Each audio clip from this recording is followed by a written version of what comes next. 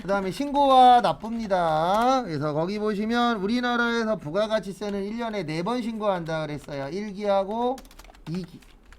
그 다음에 예정신고하고 무슨 신고요? 확정신고. 그래서 이렇게 1년에 4번씩 신고를 하시는 겁니다. 그래서 여러분들이 취업하셔서 우리 회사가 법인이야. 그러면 1년에 4번 신고하는 거예요. 그래서 1월 1일부터 3월 31일, 그 다음에 4월 25, 그 다음에 4월 1일부터 6월 30, 7월 25, 그 다음에 7월 1일에서 9월 30, 10월 25, 10월 1일에서 12월 31일, 1월 25일. 그래서 1년에 몇 번 신고한다고요? 4번. 그 다음에 신고하실 때 잘못하면은 가산세 냅니다. 그 다음에 거기 밑에 보시면 개인사업자 등의 예정신고라고 있어요. 그래서 개인사업자는 예정 고지납부를 하는 겁니다. 신고납부하는 게 아니고. 그래서 고지서로 낸다 그래서 고지납부라고 하는데요. 직전 확정신고 금액의 2분의 1만큼 날라와요. 왜 2분의 1만큼 날라오냐면 개인사업자는 6개월에 한 번씩 신고하거든요. 그리고 6개월에 2분의 1이면 몇 개월이 되죠? 3개월이 되는 거죠. 몇 개월이 되는 거예요? 3개월.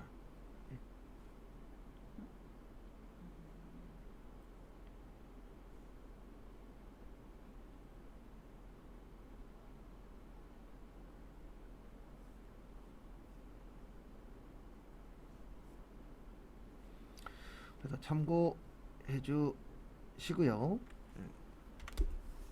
그 다음에 50만원 미만이면 고지서 안 날라와요.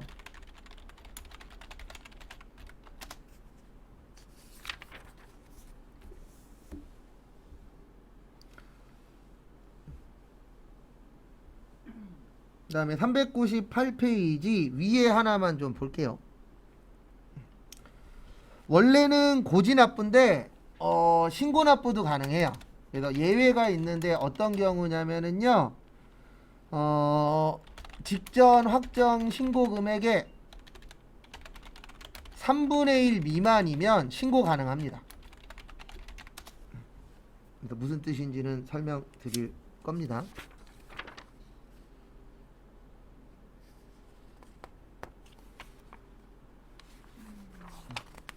한 파트 남았구나. 오케이.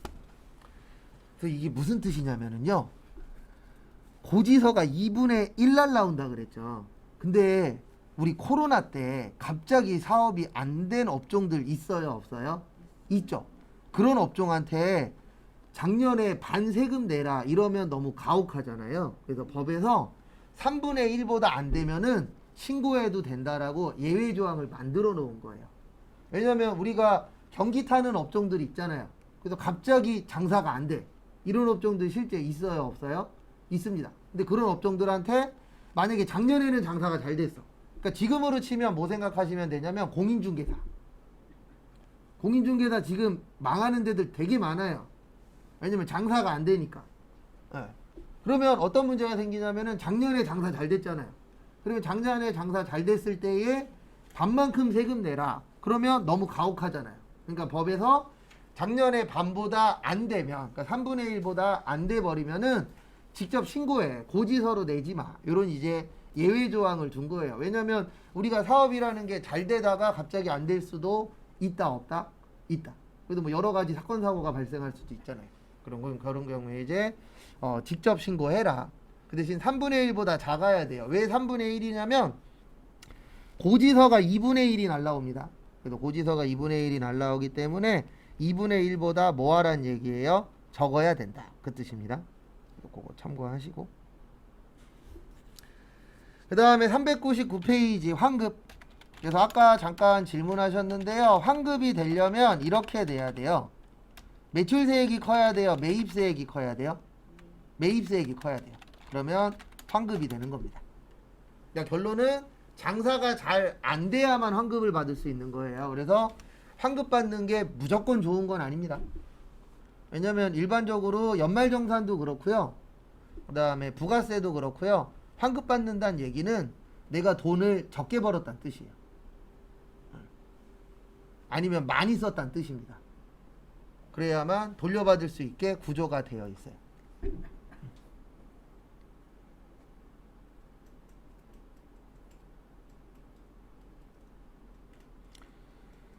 그래서 하나씩 간단하게 정리를 해보면은요. 환급에는 두 가지가 있어요. 일반 환급하고 조기 환급.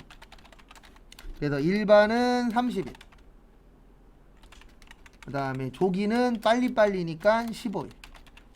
그 다음에 조기 환급을 받으시려면 그냥 되는 게 아니고요. 수출. 그 다음에 시설 설비. 그 다음에 올해 많을 건데 재무구조 개선 계획. 근데 저희 시험엔 이거 나온 적 한 번도 없어요. 아직까지는. 재무구조 개선 계획에 가장 우리가 많이 보는 게 뭔지 아세요?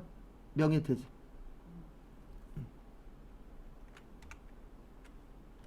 재무구조 개선 계획이 딴 거 없거든요.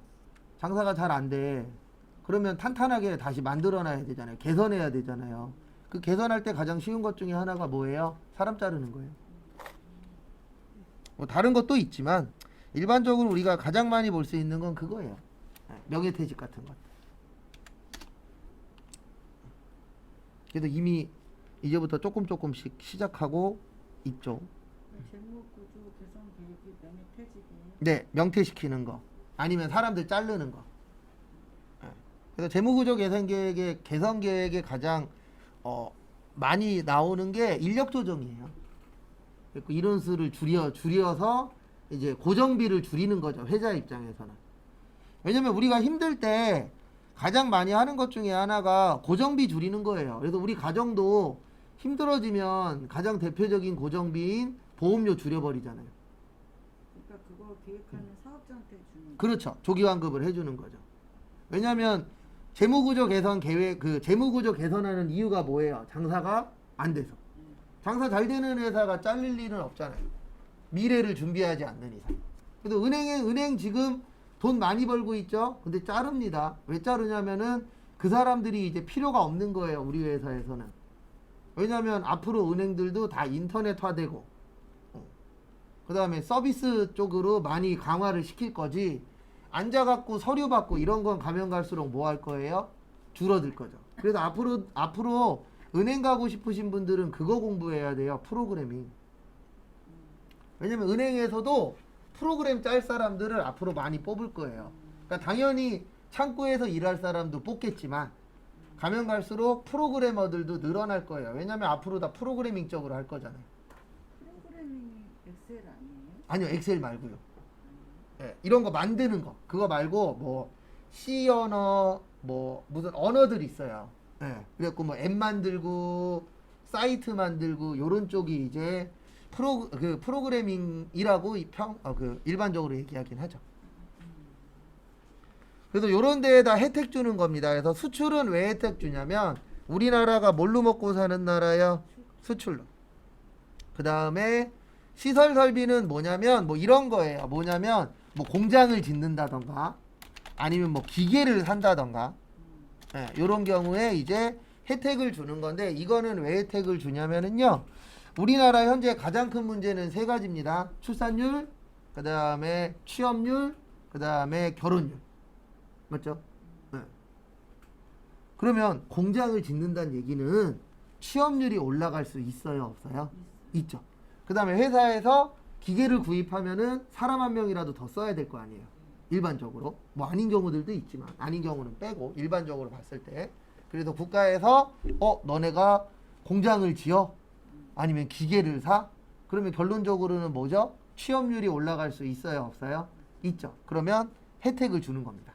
근데 문제는 뭐냐면 지금 많은 회사들이 이거를 하고 있어요, 안 하고 있어요? 안 하고 있어요. 근데 잘못된 거 아닙니다. 경기가 안 좋으면요, 무조건 제일 좋은 것 중에 하나가 현금이에요. 왜냐면 건물로 갖고 있으면 어떤 문제가 생기냐면 이게 내일 팔릴지, 한 달 후에 팔릴지, 1년 후에 팔릴지 알아요, 몰라요? 모르죠. 근데 오늘 당장 돈을 써야 돼. 그렇기 때문에 돈으로 갖고 있는 게 제일 좋아요. 그래서 돈 있는 회사들은 돈을 지금 묶어놓고 있는 추세예요. 푸는 게 아니고. 그래서 뭐 푸는 회사들도 있긴 있지만 많은 회사가 묶어 있기 때문에 요런 부분들은 이제 가면 갈수록 조만간은 줄어들지 않을까. 그리고 얘는 늘어날 겁니다. 재무구조 개선 계획하는 거. 그래서 뭐 파산을 한다던가, 뭐 회생을 한다던가, 아니면 뭐 정리해고를 한다던가, 아니면 명예퇴직을 시킨다던가. 근데 명예퇴직은 좋은 겁니다. 정리해고가 문제인 거예요. 항상. 그럼 정리해관 회장 사업자에게도 줘요? 그럼요. 근데 이건 마이너스 나왔을 때만 주는 거예요. 무조건 뭐 지원금 주고 이런 얘기가 아닙니다. 왜냐하면 정리해고하는 이유가 장사가 안 되는 거잖아요. 그러면 그럴 때 환급 났을 때에 돈을 빨리 돌려주겠다. 왜냐하면 이 돈 갖고 다른 데 써야 되니까. 매출이 적잖아. 그렇죠. 매출이 적잖아. 그렇죠. 근데 실질적으로 정리해고 들어가고 그러면 위험 상황이긴 하죠. 그 다음에 이 조기환급 하시게 되면 좋은 점 중에 하나가 있는데요. 뭐냐면 매월, 요건 조기환급만 되는 거예요. 매월 또는 2달에 한 번 또는 3달에 한 번씩 신고가 가능해요. 그러니까 결론적으로는 내 맘대로 돼요. 원래는 몇 개월에 한 번씩이죠. 부가세 신고는 3개월에 한 번씩입니다. 근데 이거를 조기환급 받는 회사는 1달에 한 번 해도 되고 2달에 한 번 해도 되고 3달에 한 번 해도 상관은 없어요.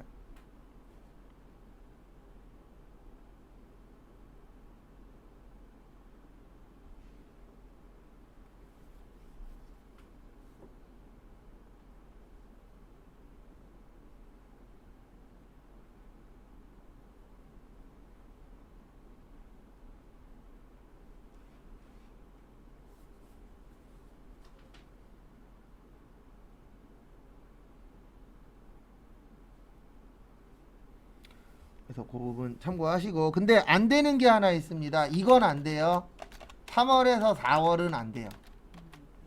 3개월에서 4개월은 안 돼? 아니요. 그게 아니고 3월 달은 예정 신고고 4월은 무슨 신고예요? 확정 신고. 이렇게 섞는 건 안 돼요. 그러니까 3개월 안에선 맘대로 해도 돼요. 한 달에 한 번, 2달에 한 번, 3달에 한 번 다 상관없는데 예정 신고와 확정 신고를 섞어서 신고하는 건 안 돼요. 왜냐면 법적으로 기본적으로 예정은 예정 때, 확정은 언제요? 확정 때. 이렇게 되어 있기 때문에 그 틀 안에서는 움직여야 되고요. 매달 해도 되고 2달에 한 번씩 뭐 이렇게 하는 건 상관없어요. 1월하고 2월. 왜냐면 얘도 예정이고 얘도 뭐예요? 예정이야. 그 다음에 이것도 상관없어요. 2월에서 3월. 근데 3월에서 4월은 안 돼요. 왜냐면 예정하고 확정하고 섞여 있기 때문에 그거는 인정을 못하겠다라고 되어 있습니다.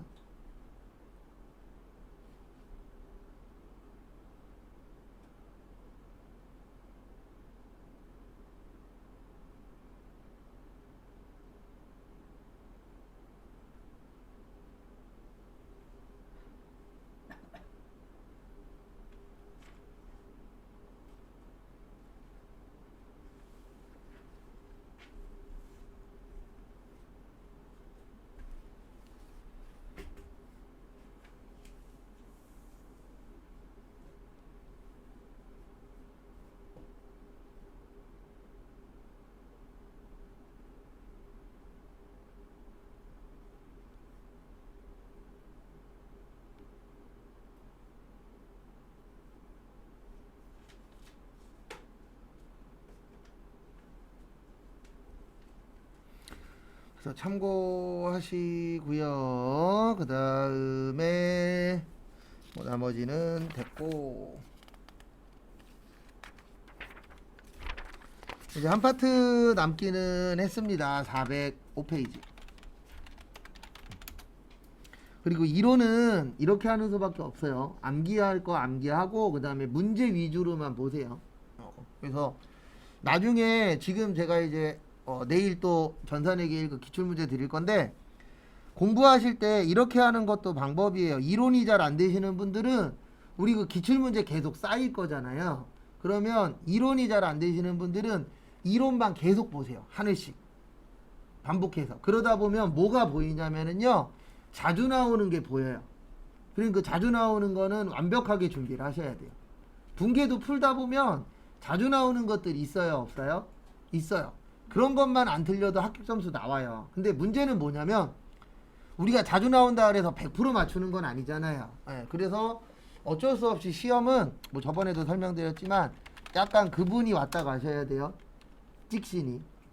이건 어쩔 수 없습니다. 분계도 개정 과목 찍을 때 있어요, 없어요? 있죠. 그런 게 한두 개는 맞아줘야 좀 여유 있게 합격할 수 있어요. 왜냐면 내 본 실력 100% 하면은 그게 합격률이 장담하기엔 좀 애매하더라고요, 보면. 그 다음에 405페이지 간이과세자. 그래서 간이과세자는 누구만 된다고요? 개인. 그래서 법인은 안 됩니다.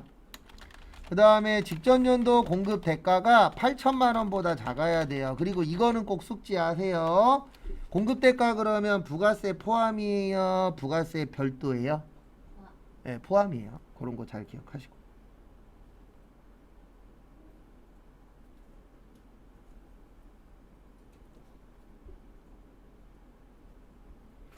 그 다음에 공급 대가가 4,800만 원이 안 되는 분들은 무조건 영수증만 줘야 됩니다.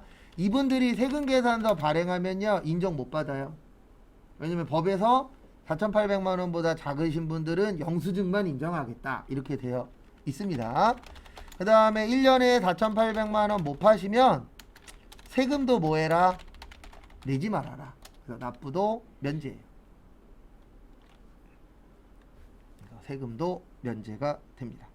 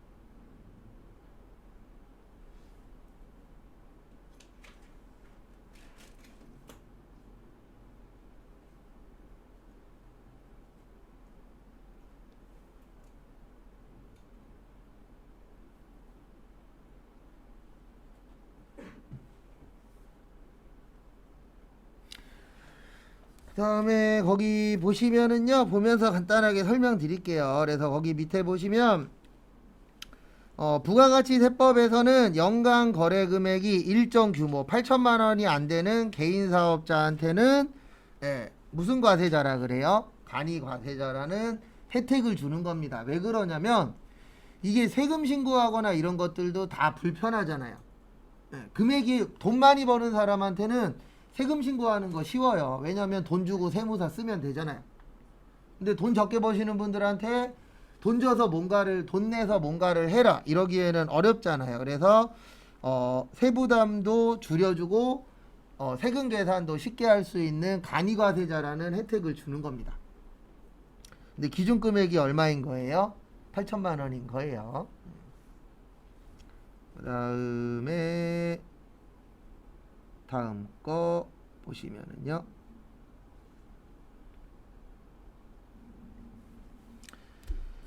보시면 거기 밑에 보시면 법인 사업자는요 간이과세자가 될 수 없습니다. 그래서 거기 제일 밑에 밑줄까지 쳐놨죠. 법인 사업자는 어떠한 경우에도 간이과세자가 될 수 있다, 없다? 없다. 그 다음에 다음 페이지.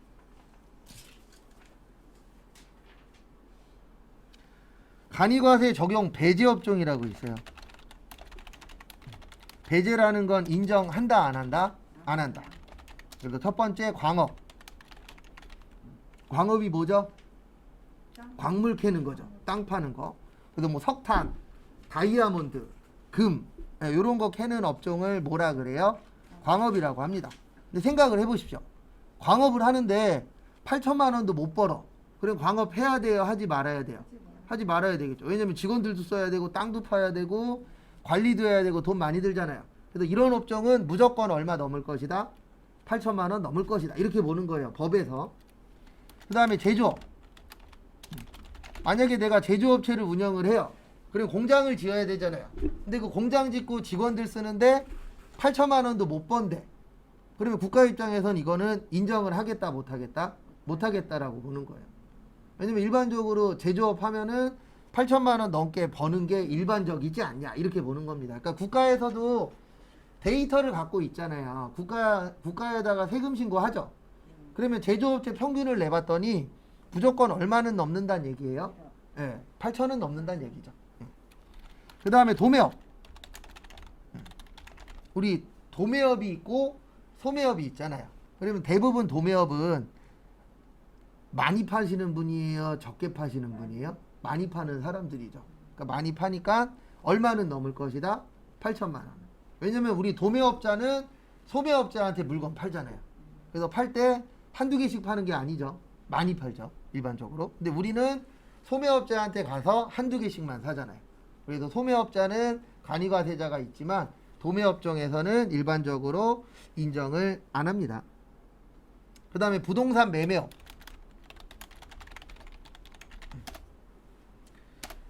요즘 부동산 가격이 웬만하면 얼마는 넘죠? 8천만 원 넘죠. 그리고 1년에 하나만 팔면 먹고 살 수 있어요? 없어요? 없죠. 그래서 부동산 매매업 하시는 분들도 일반적으로 8천만 원은 넘어갈 것이다. 이렇게 보는 거죠. 근데 부동산 임대업은 간이과세자가 가능해요. 왜냐면 내가 부동산 임대업자인데 뭐 한 달에 월세로 300만 원씩 받아. 그럼 8천 안 되잖아요. 맞죠? 부동산 임대업은 가능합니다. 왜냐면 비싼 임대도 있지만 저렴한 임대도 있어요? 없어요? 있죠. 실제. 그러니까 얼마 전에 뉴스에 나왔잖아요. 저기 주차장에 있는 집인데 들어갔더니 화장실이랑 식당이랑 같이 있어. 근데 대부분 그런 거 불법 건축물인 경우들이 어때요? 많아요. 그래서 아마 대한민국에서 불법 건축물 다 잡으면 저기 국가 세금 좀 많이 거둘걸요. 그 다음에 5번은 상관없고 과세 유흥 장소. 과세 유흥 장소가 어디예요? 대부분 네, 술집. 이런 데들도 일반적으로 간이과세로 인정을 못하겠다. 왜냐하면 지금까지 국가가 술집 같은 것들 신고를 받아봤더니 얼마는 넘더라? 8천은 넘더라. 이렇게 보는 거예요. 8천 안 되는 것도 있을 수 있어요. 근데 평균으로 봤을 때 8천을 훨씬 넘는다는 얘기죠. 그 다음에 나머지는 필요 없고요. 8번 전문직. 네, 전문직은 안 됩니다. 왜냐면 생각을 해보십시오. 내가 변호사야. 네, 변호사인데 8천만 원도 못 벌어. 네, 여기서 말하는 8천만 원은 이익이 아니에요. 매출액이에요. 그러면 변호사 사무실 계속 해야 돼요? 문 닫고 회사 들어가야 돼요? 문 닫고 회사 들어가야죠. 그래서 과거보다 변호사들이 회사로 들어가는 사람들도 있어요. 왜 그러냐면 지금 변호사가 계속 늘어나고 있잖아요. 그래서 툭하면 변호사들이 다른 쪽에 왔다 갔다 하잖아요. 그래서 우리 몇 년 전에 변호사가 부동산 공인중개 한다 그랬다가 난리 난 적 있다 없다? 있다. 근데 그때 재밌는 현상이 발생했죠. 공인중개사 하시는 분들은 반대하고요. 저희 같은 일반 소비자들은 뭐 했죠? 찬성했죠. 왜요? 아는 게 많은. 그렇죠. 아는 게 많은 것도 있지만 결과적으로 그만큼 공인중개사분들의 서비스가 내가 돈 주는 것만큼의 서비스가 온다라고 생각하는 거예요? 안 온다라고 생각하는 거예요? 안 온다라고 생각하는 거죠. 그래도 공인중개사들 그 협회들 정신 차려야 돼요. 만약에 진짜 이대로 가다가 다음에 또 변호사들이 공인중개 하겠다 그러면은요 잘못하면 여론이 누구 손을 들어줄 거예요? 변호사 손 들어줄 수도 있어요. 변호사도 이거 제 자격증 따야 되는 거예요? 대부분 변호사들이요 자격증 갖고 있어요.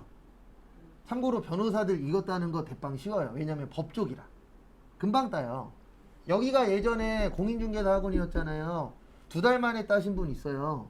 근데 그분이 이화여대인가 연세대인가 이화여대로 기억하는데 어쨌든 그 법률 관련된 학과 졸업생이에요. 웬만한 사람들 1년 걸리는 거 2달 만에 따더라고요.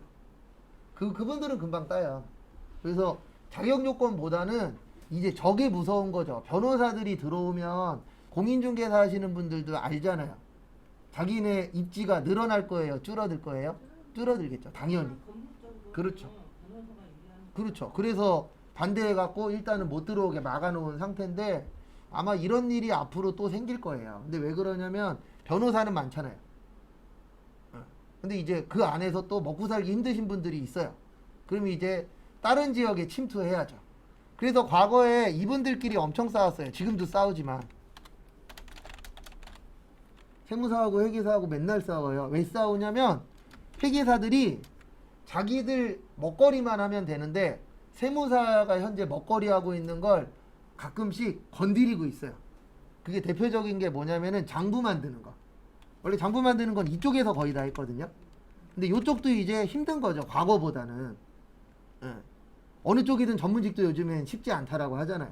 그러니까 남의 집 빵이 맛있어 보이잖아요. 그래서 그쪽으로 이제 침범하는 경우들도 있는데 이건 어쩔 수 없어요. 왜냐면 앞으로 더 많아질 거니까 전문직들도. 그래서 요즘에 아마 올해가 전문직들 대박일 겁니다. 경쟁률. 작년에 엄청 많이 올랐거든요. 공무원은 줄고 전문직이 올랐어요.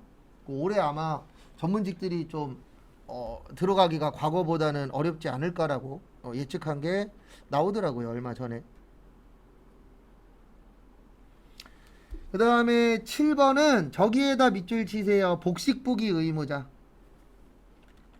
요거는 좀 알고 계셔야 되니까 설명을 좀 드릴게요. 복식부기 의무자라고 나오면 이렇게 생각하세요. 고소득자.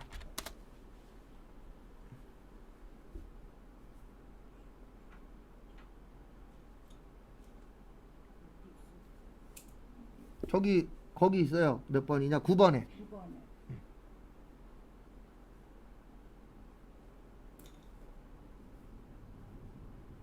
이 사람은 돈 많이 버는 사람이에요? 그렇죠. 그러니까 복식부기 의무자 그러면 회계 처리하라는 뜻이거든요. 저희가 지금 배우고 있는 게 복식부기예요. 차변 대변 나누는 거 있잖아요. 이걸 복식부기라고 해요. 그래서 복식부기 의무자가 되면은요, 무조건 재무제표 만드셔야 돼요. 안 만들고 신고하면은 가산세 붙어요. 막 20%씩. 그러니까 내가 만약에 100만 원 내야 되면 120만 원 내고 그런 식으로 가산세가 붙습니다. 그래서 이제 어떤 사람이 복식부기 의무자가 되는 거냐면 고소득자. 근데 이거는 업종별로 금액이 다 달라요. 어떤 업종은 8천만 원, 어떤 업종은 1억 5천, 어떤 업종은 3억 이런 식으로 업종별로 다르기는 한데 근데 법인은 다 복식부기가 잖아요. 그렇죠. 근데 이제 여기에서 얘기하는 건 개인 사업자. 그렇죠. 대부분 실생활에서 간이갈 때 적용되대요. 업종들이 많다는 얘기잖아요. 그러니까 그냥 이렇게 생각하시면 돼요. 돈 진짜 조금 버시는 분들이 간이과세자고 어느 정도 벌면 간이과세자 아니에요. 그러니까 8천만 원 1년 매출에 그렇죠. 1년 매출액 8천이잖아요. 그러면 작은 사람들이죠. 소득이 저소득 그렇죠. 이런 거. 예. 그러니까 사업하시는 분들 중에서도 하위권. 그래서 복식부기 의무자 그러면 많이 파시는 분이기 때문에 어차피 이런 분들은 대부분 다 얼마 넘어요? 8천만 원 넘어요. 그래서 고소득자라고 보시면 됩니다. 그 다음에 요거 중요해요. 406페이지 보시면 세금계산서 발급 의무라고 있거든요. 요거 왜 중요하냐면 이렇게 나누어집니다. 4,800만원 이상이면 세금계산서 발행 가능하고요. 그 다음에 4,800만원 미만이면 세금계산서 발행하시면 안 돼요. 4,800 기준으로 나누어지는 거예요. 그래서 간이과세자 중에서 4,800이 안 돼. 그러면 세금계산서 발행하지 마. 이렇게 되는 거고 4,800이 넘으면 세금계산서 발행해. 그렇게 되는 거죠.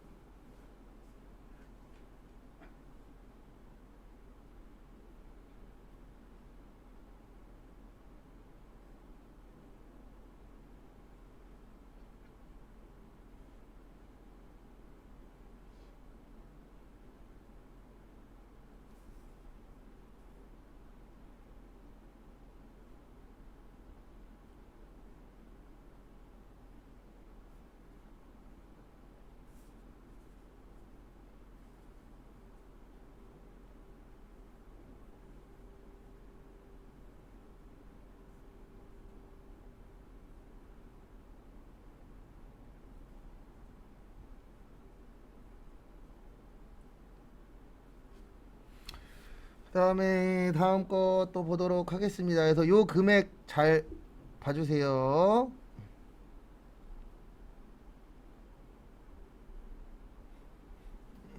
그래서 4,800이 넘냐 안 넘냐 요거는 좀 시험에 나올 수 있는 내용 중에 하나예요. 수능에서 발행은 웬만하면 다 한다는 얘기잖아요. 그렇죠. 왜냐면 대부분 다 4,800 넘으니까. 8천만 원 그 미만이나 이상을 갈 때도 여기는 세금계산서 저번에 4,800만 원 이상이니까 웬만하면 다 세금에서 그러니까 웬만하면이고 간이과세자로 적용돼서 세금계산서 발행 안 하는 업체들은 뭐 100이라고 치면은 몇 개 안 되죠. 10개 미만이라고 보시면 돼요. 근데 진짜 열악하신 분들도 있어요, 없어요? 있죠. 예, 그런 분들이라고 보시면 돼요. 왜냐면 대부분 그런 분들한테 뭐 세금계산서 발행해라, 날짜 되면 세금 신고해라, 뭐 해라 이럴 수는 없잖아요. 국가도 아니까. 그래도 그런 분들한테는 이제 세금도 덜 낼 수 있게, 그 다음에 뭐 어떤 서류나 이런 것들도 많이 안 하게. 왜냐면 그런 것도 다 돈이고 시간이잖아요. 말을 듣는 거 없는 그러니까 결론적으로는 많이 벌면 해야 될 게 많고요. 적게 벌면 적게 벌수록 해야 될 게 적어지는 거고요. 왜냐면 이게 자본주의 사회에서 돈하고 다 연관되어 있잖아요. 그렇게 보시면 돼요. 그 다음에 여기까지가 부가가치세예요. 그리고 이제 내일 소득세 할 거고, 그 다음에 앞에 잠시 보세요. 한 번 더 설명을 좀 드릴 게 있어서 어쨌든 내일은 원서 접수일입니다. 그래서 원서 접수일인데 원서 접수는 언제부터 한다고요? 땡땡시부터. 네. 그래서 선착순입니다. 문제는. 그래서 선착순이고, 그 다음에 혹시 못했어. 네, 그러면은 요번 주 안에, 네, 제가 다음 주 월요일 날은 마무리를 칠 거예요. 그래서 요번 주 안에 못하신 분들 중에서 몇 급 할 건지 정하시고, 그 다음에 과목 하나당 3만 원입니다. 그래서 3만 원 해서 2개 보실 분은 6만 원 저 주시면 아이디하고 적어 주셔야 돼요. 제가 뭐뭐 필요한지는 내일 정확하게 알려드릴게요. 저도 그거 화면을 봐야 돼요. 현금으로 드려야 되나? 그거? 되도록이면 현금으로 주십시오. 왜냐면 제 통장에서 나갈 거라. 네, 그걸 또 저 또 받아갖고 아니면 제 통장으로 보내주셔도 돼요. 네, 어차피 통장 거래해야 되는 거니까. 그래서 그러니까 문자로 네, 계좌번호를 여기에다 써드릴게요. 뭐 이거 뭐 제가 유일하게 외우고 있는 게 이거라. 네. 오랜만에 쓰니까 헷갈리네. 근데 일단 본인이 오늘 되도록이면 하는 게 좋아요. 그래서 하면 장점은 뭐라고요? 시험장 선택 가능. 그 다음에 제가 해드리면 단점은 시험장 선택이 불가능. 그래도 지금은 이거라도 있으니까 진짜 다행이에요. 2년 동안에 코로나 시절에는 단체 접수 안 받습니다. 그래서 진짜 본인이 접수 못하면 끝이었었어요.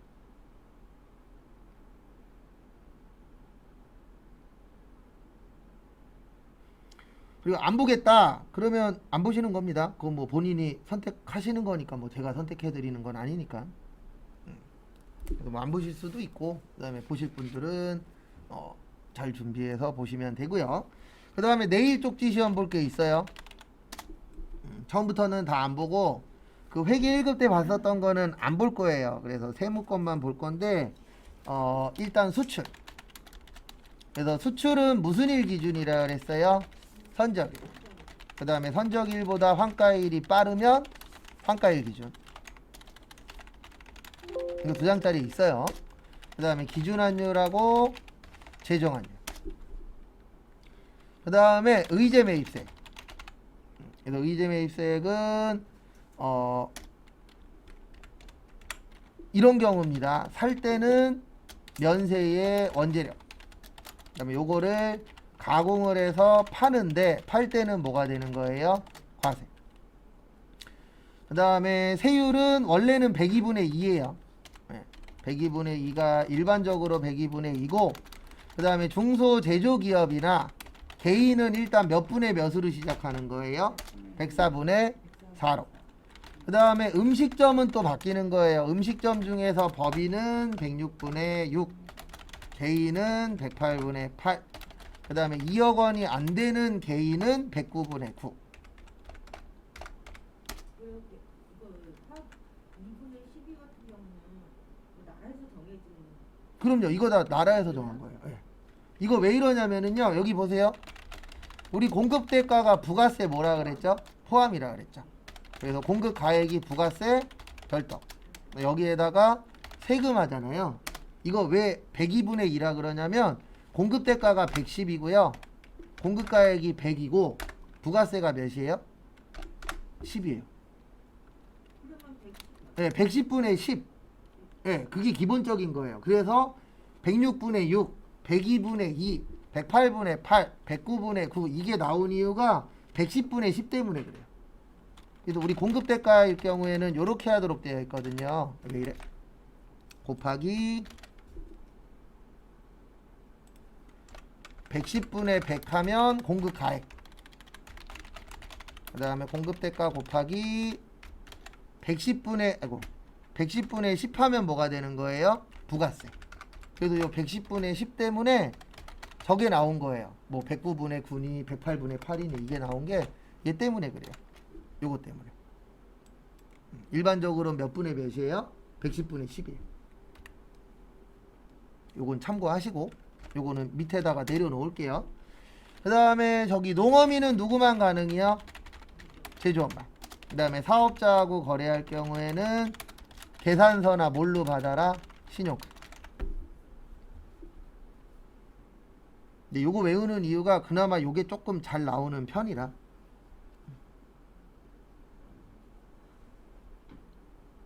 그래서 요거까지만 쪽지 시험 내일 볼 거예요. 그리고 쪽지 시험은 아마 월요일까지 보고 더 이상은 안 볼 겁니다.